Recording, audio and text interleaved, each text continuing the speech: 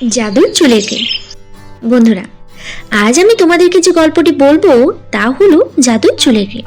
তাহলে চলো দেখে নিই। হ্যাঁ, তার আগে আমাদের চ্যানেলটিকে সাবস্ক্রাইব করবে। শিকারপুর গ্রামে হিয়া তার সৎ মা তার সৎ বোনের সাথে থাকতো। সে দেখতে খুব সুন্দর ছিল। এই কারণে তার সৎ মা আর তার বোন তাকে খুব হিংসে করত। দুই মা মেয়ে মিলে হিমাকে ঘরের কাজের মেয়ের মতো করে ঘরের সব কাজ করাতো। একদিন হিমার সৎমা বলল, আমার কথা কান খুলে শুনে রাখ। আজকে ছেলেপক্ষ আমার মেয়ে যারাকে দেখতে আসবে। পুরো ঘর সুন্দর করে পরিষ্কার করো আর মেহমানদের জন্য ভালোভাবে নাস্তা বানাবে। তারপর বিকালে যারাকে দেখতে পাত্রপক্ষ আসে। তখন তারা হিমাকে দেখে মুগ্ধ হয়ে যায়। তারা জিজ্ঞেস করে, এই মেয়েটাকে? তখন হিমার সৎমা বলে, আরে ও কেউ না, ও আমাদের ঘরের কাজের মেয়ে। তখন হিমার সৎমা হিমাকে বলে, এরে যা ঘরে গিয়ে থালা বাসন মাজ। তখন পাত্রপক্ষ হিমাকে ভালো লাগায় আর যারাকে পছন্দ হলো না। তারা সেখান থেকে চলে যায় আর হিমা সৎমা সব রাগ হিমার উপরেই ছাড়ে। তখন হিমার সৎমা হিমাকে বলে, তোর জন্য আমার মেয়ের ভালো ঘরে বিয়ে হতে হতে ভেঙে যায়, তোকে শাস্তি পেতেই হবে।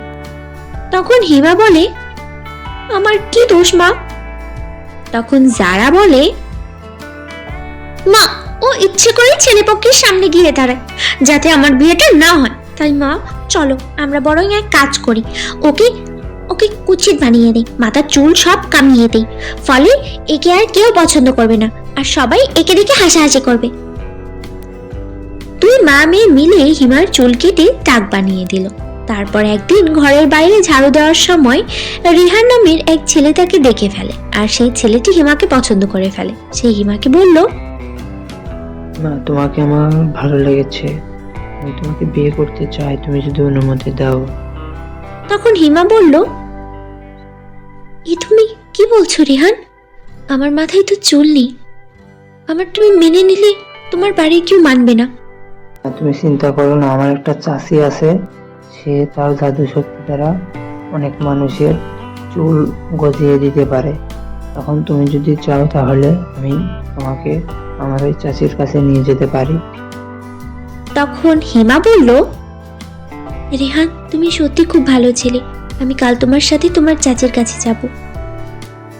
পরদিন হিমা আর রেহান মিলে সেই জাদুকর চাচির কাছে যায়। সেই জাদুকর চাচি হিমাকে দেখে একটা জাদুর চুলের ক্রিম আর একটা জাদুর কাঠি দিয়ে বলে, হিমা এই নাও জাদুর চুলের ক্রিম, এটা লাগালেই তোমার মাথার চুল গজাবে রাতারাতি। আর এই জাদুর কাঠি তোমার সাথে রেখো, এটা তোমার খারাপ লোকেদের সাথে লড়াইয়ের বিপদে সাহায্য করবে। তারপর এই মাসেই জাদুর চুলের ক্রিম ব্যবহার করে আবার আগের মতো লম্বা চুল পেয়ে যায়। এখন গ্রামের লোকজন তাকে দেখে মুগ্ধ হয়ে যায়। এই দৃশ্য যারা আর তার মা দেখে রেগে আগুন হয়ে যায়। যারা তার মাকে বলে, মা গ্রামের মানুষ তো আবার হিমাকে দেখে পছন্দ করতে শুরু করলো, এখন কেউ আমার দিকে তাকাই না, কিছু একটা করতে হবে। তখন তার মা বলল, তুই কি ঠিকই বলেছিস, এই হিমাকে কিছু একটা করতেই হবে। এরপর হিমা সৎমা তার বোন মিলে ঘরের দিক থেকে বের হয়, দূর জঙ্গলে নিয়ে গিয়ে একটা গুহায় আটকে রাখে আর বলে, খুব তোর রূপের তেজ দেখালি, এখন থেকে তুই এই গুহায় বন্দি। তখন হিমা কান্না করতে করতে শুরু করে আর তার জাদুর কাঠি তাকে এসে বলে, হিমা কান্না করো না, আমি এসেছি তোমাকে সাহায্য করতে, আর এই দুজনকে আমি শাস্তি দিব। এ কথা বলে জাদুর কাঠি যারা তার মাকে বিদ্যুতের শক খাওয়ালো।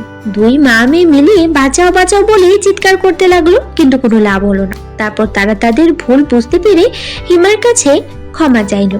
হিমা তাদেরকে ক্ষমা করে দিল।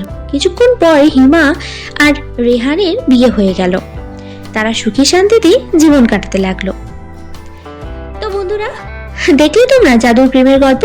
এই গল্পে থেকে আমরা এই শিক্ষা পাই যে ভালো লোকের সাথে সবসময় ভালো হয় আর খারাপ লোকেদের সাথে খারাপই হয়।